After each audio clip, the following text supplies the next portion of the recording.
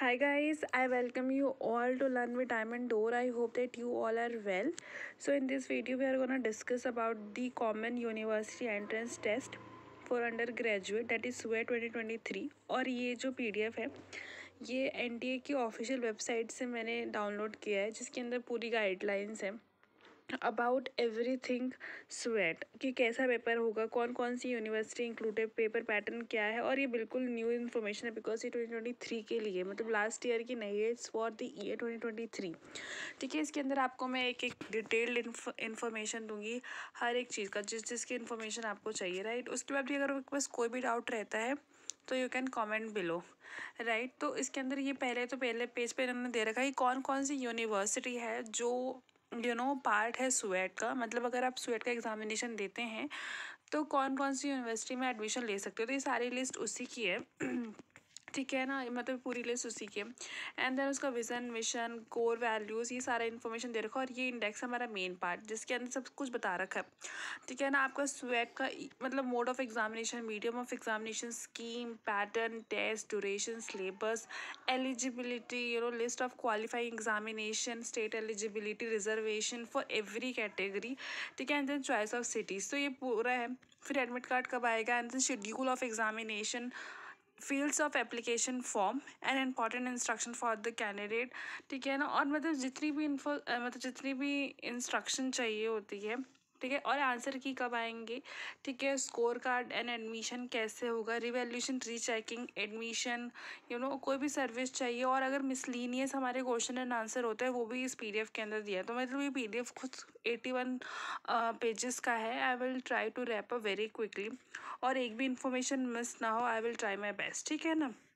तो और यहाँ पे कुछ एनेक्सर भी हैं, लाइक अगर कोई बच्चा है किसी कैटेगरी में फॉल करता है, जैसे कि OBC, SC या फिर ST, तो उसके लिए कुछ यहाँ पे गाइडलाइंस है, तो वो अपने अकॉर्डिंग आप लोग पढ़ सकते हो। यहाँ पे पेज नंबर भी दे रखे हैं, राइट, जैसे कि 41 इस तरह का जो है, मतलब हम लोगों का। तो इस तरह ये जैसे ये पूरा है ना, ये उन्हीं के लिए, राइट। और फिर उसके बाद अगेन दोबारा से एकदम, अगर आपको डिटेल चाहिए तो कैसे कन्वर्ट करना है परसेंटाइल को into the percentage, list of university, ठीक है, कौन कौन से डोमेन सब्जेक्ट है, ये सब इंक्लूडेड है, राइट। और कुछ एब्रीविएशन दे रखी है जो कि मतलब हमारे काम की नहीं है।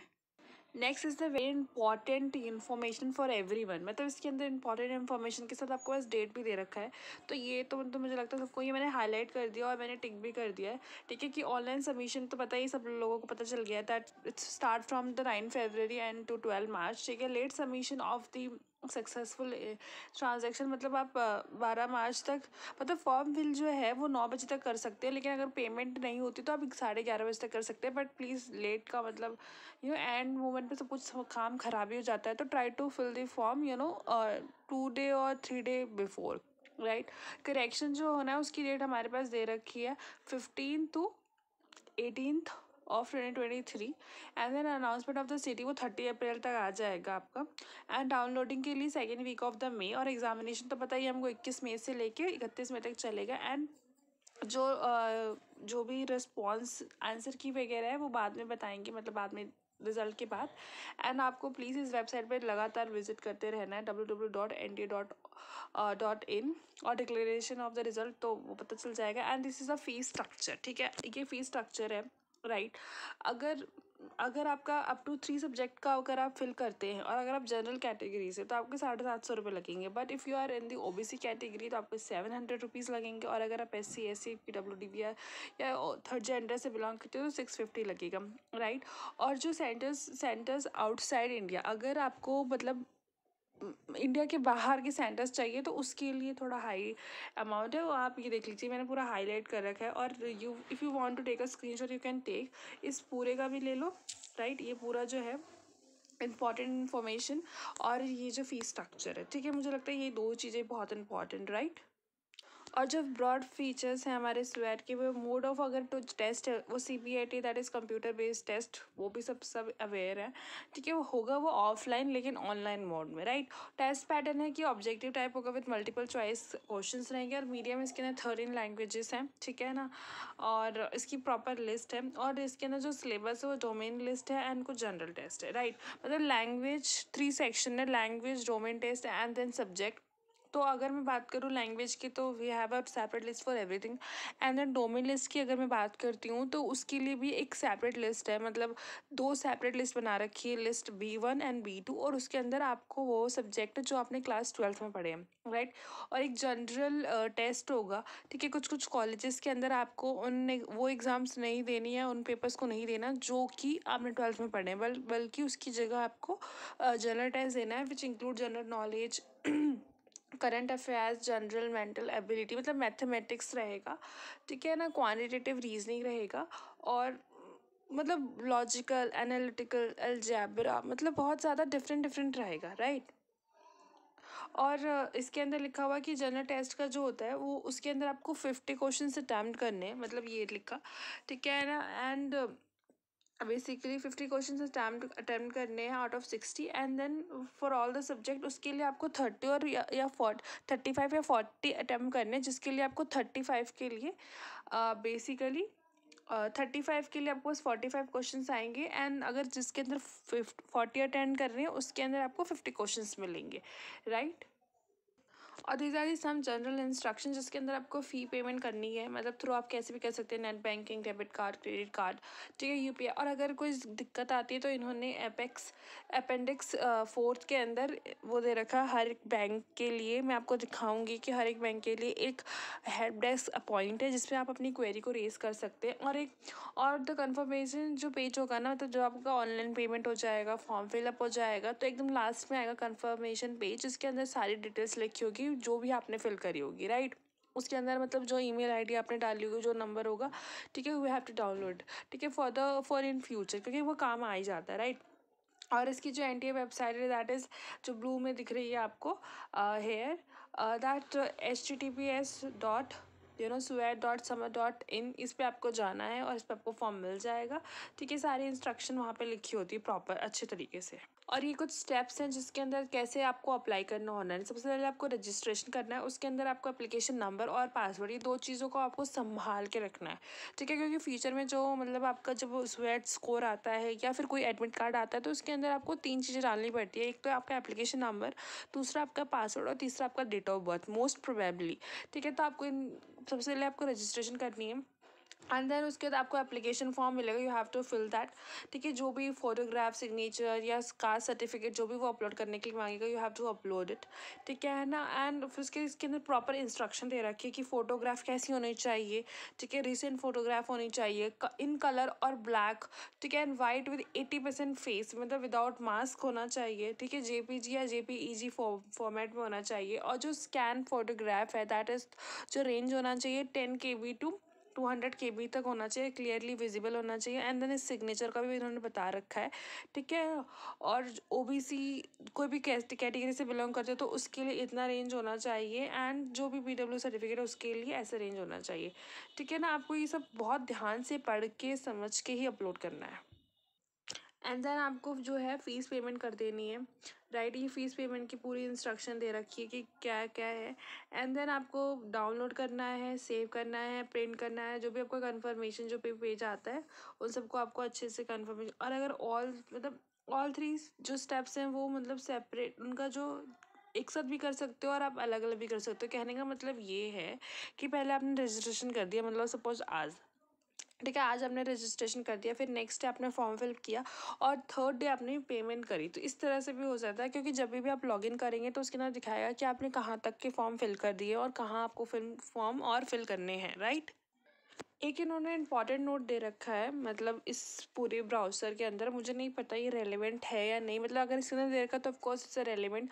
ये बोल ये रहा है कि जो कैंडिडेट है ना, जो अपेयर कर रहा है स्वेट के लिए, ठीक है ना, वो पार्टिसिपेट कर सकता है उन कॉलेज की काउंसलिंग में जिस कॉलेज को या जिस यूनिवर्सिटी को उसने अप्लाई नहीं किया है ड्यूरिंग द स्वेट फॉर्म। मतलब जैसे कि अभी आप फॉर्म भरेंगे तो उसके अंदर लिखेगा कि आपको कौन कौन सी यूनिवर्सिटी में जाना है एंड कौन कौन से कोर्स को करना है, ठीक है।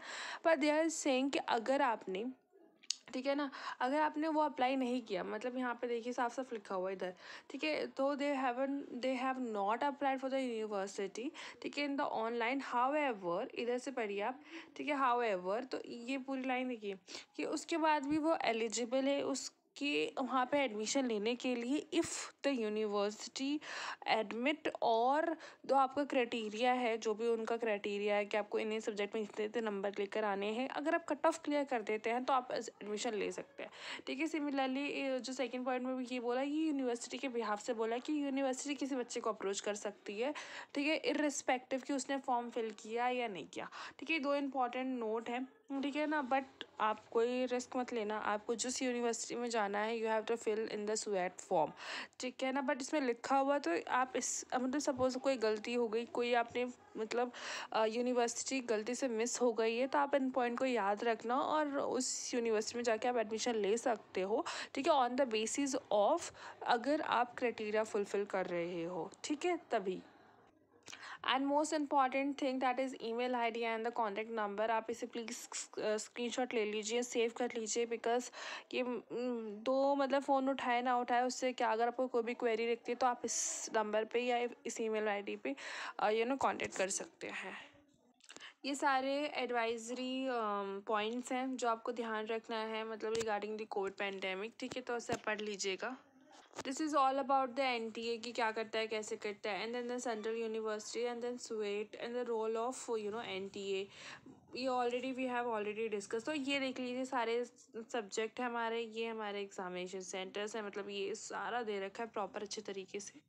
And this is the scheme of the examination की स्कीम क्या है, मतलब कैसे एग्जामिनेशन आएगा, तो उन्होंने बता रखा है कि हमारे पास सब्जेक्ट जो लिस्ट वन जो है IA उसके अंदर हमारे पास 13 सब्जेक्ट है, एंड देन लिस्ट बी के अंदर जो 1B है उसके अंदर 20 सब्जेक्ट हैं, और उसके अंदर आपको 40 क्वेश्चन अटैम्प्ट करने हैं, मतलब हेयर इट इज़ रटन, ठीक है ना, आउट ऑफ 50, ठीक है ना। एंड देन उसके बाद अगला आता है सब्जेक्ट डोमेन का, ठीक है, जो कि उसके अंदर 27 डोमेन्स आपके पास अवेलेबल है, राइट। और और इसके अंदर क्या है, 35 क्वेश्चन आपको अटेम्प्ट करने हैं आउट ऑफ 45, एंड 40 अटेम्प्ट करने हैं आउट ऑफ 50। एंड नेक्स्ट जो सेक्शन 3 है वो जनरल टेस्ट है, उसके अंदर 50 question you have to attempt out of the 60 question, ठीक है। और ये MCQ होगा, और इसमें आप 10 सब्जेक्ट चूज़ कर सकते हैं, मतलब 10 सब्जेक्ट तक आप पेपर दे सकते हैं, ठीक है ना। उसके बाद नहीं कि आप 15 सब्जेक्ट चूज़ करें, वैसे तो बहुत हेक्टिक हो जाएगा, पर अप टू 10 सब्जेक्ट है, if you studied in the 12th standard तो you can choose for that, ठीक है ना। येस, और ये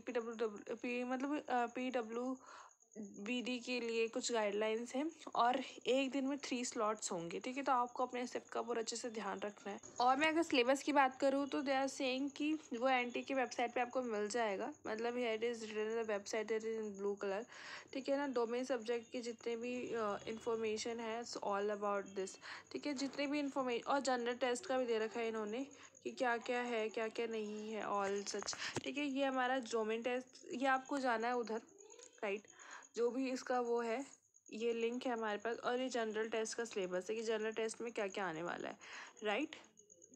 और सबसे अच्छी बात मुझे ये देखिए, क्योंकि यहाँ पे बोल रहे हैं कि there is no age limit, मतलब आई डोंट नो कि यहाँ पे कोई एज लिमिट नहीं है, ठीक है, वो मतलब आप किसी भी एज के हैं आप अप्लाई कर सकते हैं, ठीक है। But the fact is that आप 12th क्लास जो है वो आपको करी होनी चाहिए, ठीक है। और जो लिस्ट ऑफ क्वालिफाई एग्जामिनेशन, ये कुछ हमारे पास लिस्ट है, ठीक है, ये पूरी लिस्ट है जो कि क्वालिफाई एग्जामिनेशन के बारे में बताती है, ठीक है ना, कि मतलब अगर आपने ये सब किया ना तो you are eligible to sit in the examination basically. Then उसके बाद रिजर्वेशन की इन्फॉर्मेशन स्टार्ट हो जाती है कि रिजर्वेशन के अंदर क्या क्या चाहिए, ठीक है, OBC SC ST PWD, ठीक है ना, इन सब के लिए क्या क्या रिक्वायरमेंट चाहिए, ठीक है, सारी इन्फॉर्मेशन आपको मिल जाएगी। अगर आप किसी भी कैटेगरी से बिलोंग करते हैं तो you can search for it, क्योंकि अगर मैं एक एक का बताऊँगी तो इट्स टेक टाइम। और यहाँ पे है चॉइस ऑफ सिटीज़, ठीक है, आप अपने अकॉर्डिंग सेलेक्ट कर सकते हैं, और इसमें लिखा हुआ candidate have to select 2 cities of their choice, मतलब 2 ही आपको चॉइस मिलेंगे, अपने चॉइस के आप सेलेक्ट कर सकते हैं। वो आपके जैसे जो आप एड्रेस डालेंगे ना, जैसे कि आपने डाला दिल्ली, तो दिल्ली के आसपास की 2 ही सिटी आपको मिलेगी या 3, उसमें से आपको 2 ही चूज़ करने को मिलेगा। तो मतलब इन्होंने लिखा हुआ है कि जो चॉइस ऑफ सेंट्रल सिटीज़ हैं they will limited to the state of permanent address और the state of present address only, ठीक है, उतना ही मिलेगा कि जो आपका परमानेंट है, और जो आपका नॉर्मल, जैसे कि अगर रेंट पे रह रहे हो तो रेंट वाला, या टेम्परेरी कभी इधर कभी उधर, तो 2 ही में से आपको चॉइस मिलेगा। इस बार ऐसा है आई डोंट नो वाई। ठीक है, तो 2 मिलेंगे, आप 2 सिटी में से जहाँ पे ईजिली अवेलेबल है we can choose for that. ठीक है ना। And chapter 6 talk about the admit card. तो एडमिट कार्ड भी आपको मिलेगा, मतलब यहाँ पे जो भी इधर दे रखा है सारे इन्फॉर्मेशन, ये जो आपके पास लिंक है इधर ही आएगा आपके पास। ठीक है, एडमिट कार्ड भी इधर मिलेगा। And no candidate will allow to appear the examination centre on the date और the shift timing other than the allotted. ठीक है, जो भी आपको समय मिला है ना उसी समय जाना है और अपने एडमिट कार्ड के साथ। Don't forget to take your admit card. ठीक है ना, और एडमिट कार्ड लेके ही जाना है। और यहाँ पे उन्होंने लिखा भी हुआ है कि इन केस ऑफ अगर कोई भी डिस्क्रिपेंसीज होती हैं, ठीक है, इन पर्टिकुलर्स ऑफ द कैंडिडेट और इस photograph signature shown in the E admit card conformation page.